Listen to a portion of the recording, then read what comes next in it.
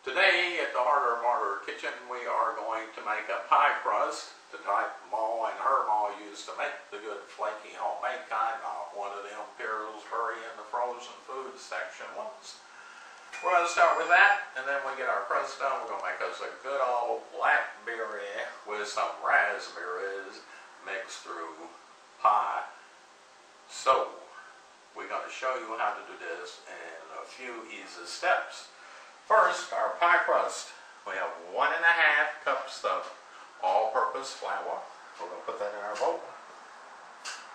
We're going to add Crisco. Has to be Crisco, 1/2 cup. Don't try to substitute those cheap off brands. Won't make it flaky in your pie crust. We're going to add 1 teaspoon. This is a tablespoon, so be careful. We're going to add 1 teaspoon of salt. Then we are going to take it, and because we prefer it the old-fashioned way, you have to be gentle. You don't want to overwork the process of the dough as it begins to form as you mix these ingredients. So we're going to, with the chopping motion, whack up our Crisco, move it throughout the flour, and then we're going to begin to mix with our knives. And again, there's other utensils that you can do. In the pastry section you can find many, but you do a chopping straight, put your knives together, blend in the Crisco and the flour. A bit time consuming, but not all that much. What we're going to do, now that we have this going, is to allow our cooking assistant to come in and take over this process because she finds great enjoyment in the whacking. You continue to do this until you get fine looking little pebbles. There you go. Thank you. Well, I can show you the finished dough. And at the end we're going to add 2 to 3 tablespoons of water, and we will go through that process at the end. In the interim, what we're going to do while she is doing our dough is go over, take about 4 cups total of berries. These are some berries we froze from last year, picked them on the side of the highways out here. Very sweet, full of natural sugar, which is very important to the ingredients part, because you need less sugar with these berries. With the berries, we're also going to take and put in the raspberries.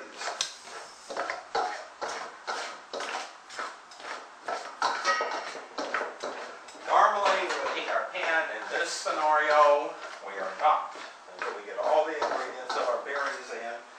Then we are going to turn it on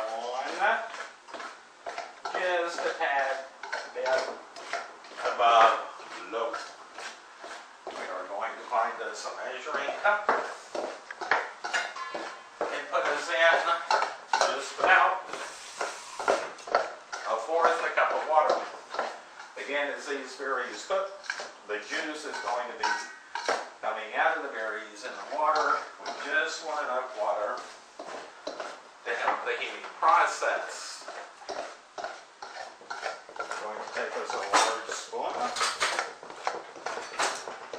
and not roughly, but gently stir our berries as they begin to heat. It's going to take us a few minutes.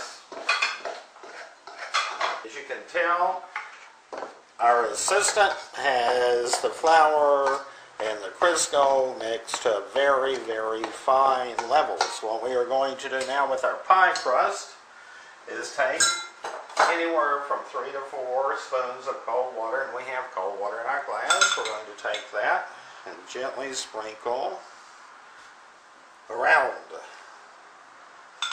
We're going to start with about 3.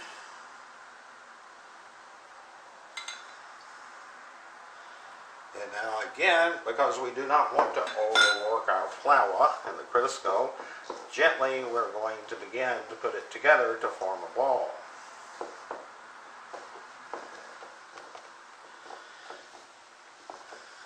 From the fill, we probably could use one more teaspoon at this point. So we are going to, within the top that are going down, we're going to add another, and we're going to continue to work to form into a ball, applying as least pressure as we can.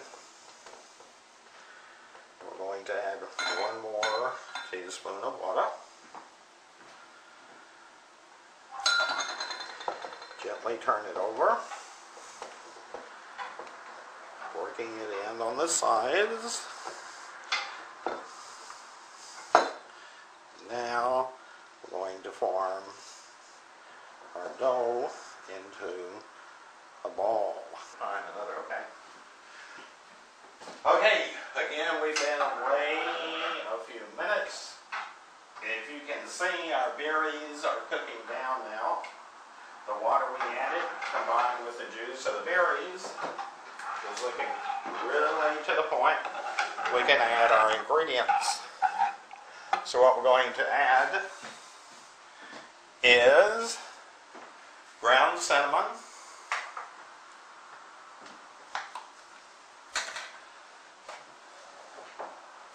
one tablespoon.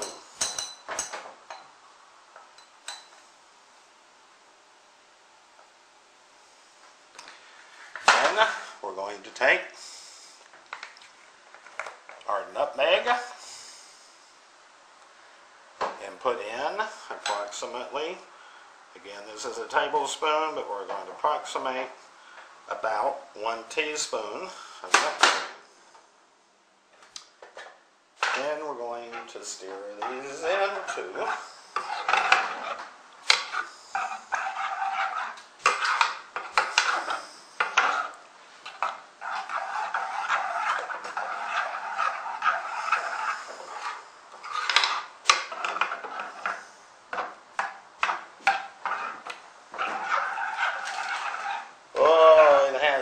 aromatherapy to it.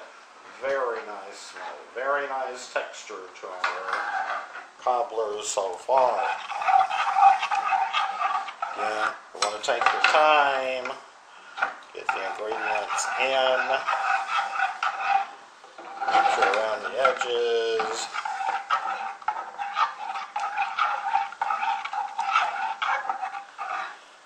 And now, because again these berries are very, very sweet, we're going to add a half a cup of sugar.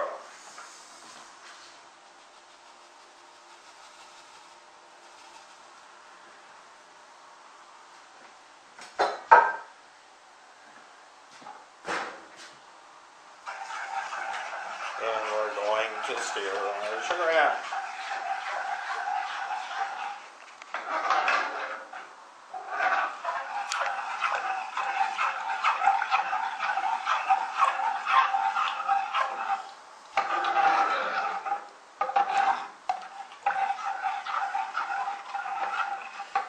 We're going to turn our heat up just a tad bit with our ingredients in. We prefer never to bring to a boil. The recipes say bring to boil.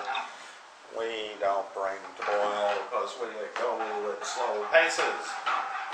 Most everybody that's had our Blackberry Cobbler seems to think it's pretty good. If you thinking you're one of those that might not favor Blackberry Cobbler, I'm going to add something to enhance it that might pull it towards your taste. Hiram Walker Blackberry Brandy, 35% alcohol. It's some good stuff. And we're going to start out with about approximately 2 tablespoons. Smell alone sure make you want to get into the Blackberry Cobbler pretty soon.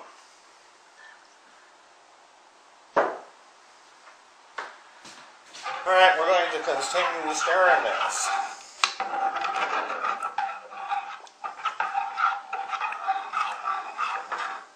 What we're going to do today is make more of a pie cob.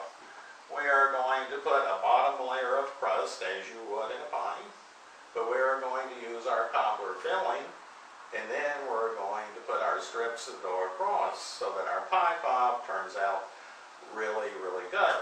Because it's a pie cob, we're going to make this a tad bit thicker than we would if we were just making it a cobbler without that bottom layer of crust. So, what we're going to do is take our cornstarch as a thickener, and we're going to whop about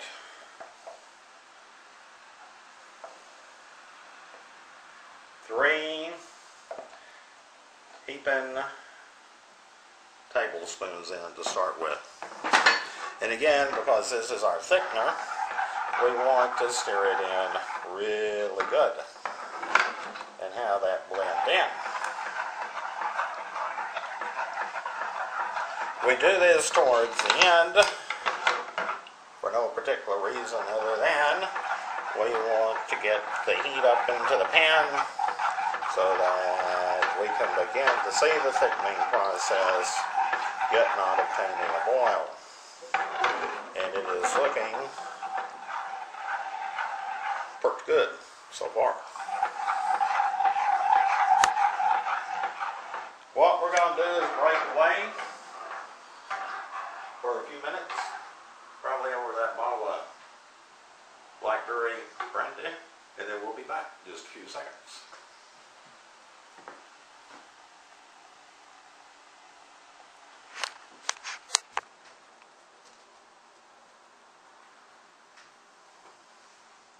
You gonna tell them what you're doing?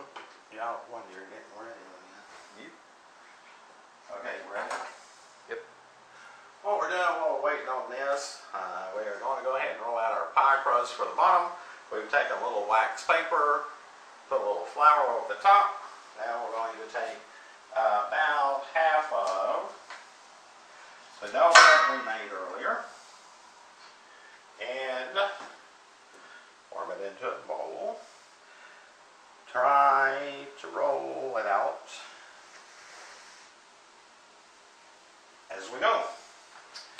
Take our big rolling pin and we roll.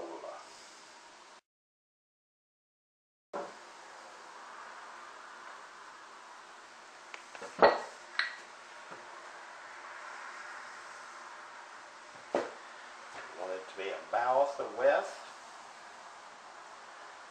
of our pan. Sprinkle a little bit of flour on top.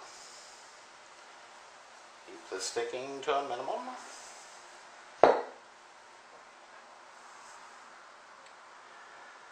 It's about the right width, we think. Now we're going for longevity.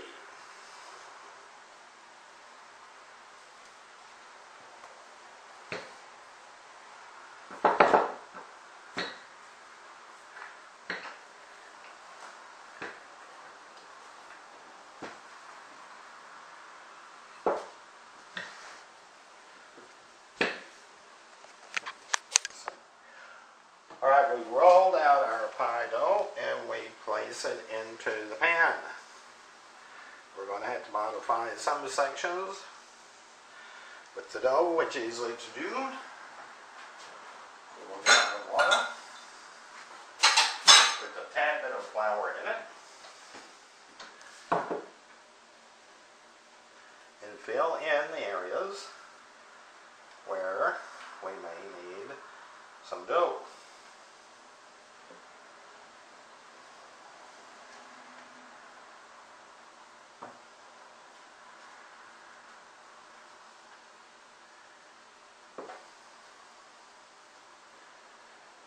The good thing about dough is very workable.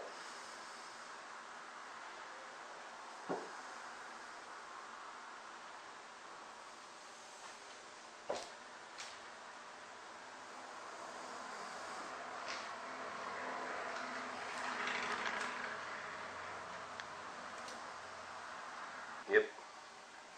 And again, because we are in the process of making a combination of a pie and a cobbler, we don't necessarily want the dough to come up around the edges.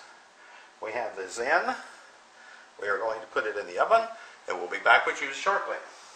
Alright, we're back. We're going to take our pie crust out of the oven. It's been about 20 minutes. Looks as if it's brown enough for us. So we're going to take it over here. Set it down. Our filling mixture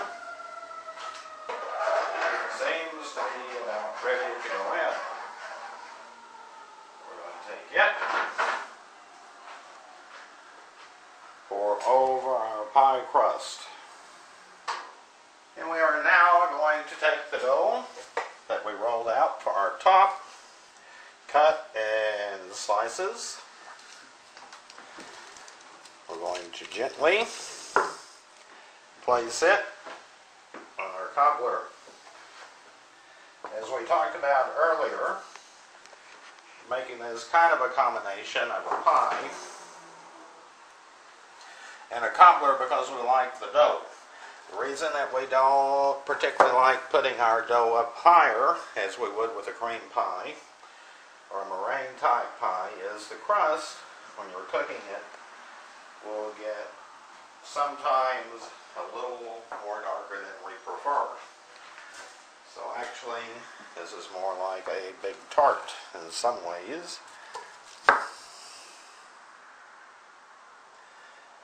When we put this back in the oven in a few minutes,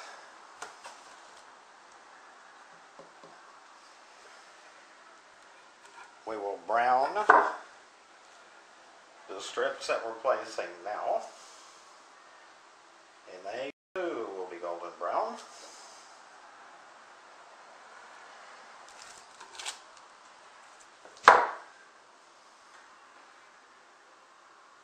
And we will not have any areas around it that are more done crust-wise, because the filling keeps the pretty much as it is, which will be a nice brown flaky crust. We are now going to take butter, and we are going to put some areas around. It makes it golden brown, adds to the flavor. Then we are going to take some sugar, and on the crust areas alone, gently sprinkle a little sugar. As the butter melts, it is going to hopefully blend in with our sugar and make us a nice glaze. We are going to carefully put it back in.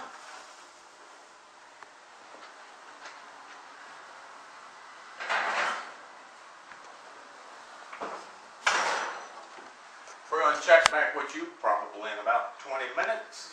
When the crust is golden brown, we're going to have our Blackberry Cobbler. Alright, we've been about 20 minutes, and now we are taking our cobbler out. As you can tell, the crust around the edges are not overly crisp, and the ones in the middle are golden brown. We're going to let it cool a little bit, just a few minutes. We whipped this up some homemade whipping cream, and we are going to relax on the back patio with some cobbler and whipping cream. Wish you were here to join us. And don't forget,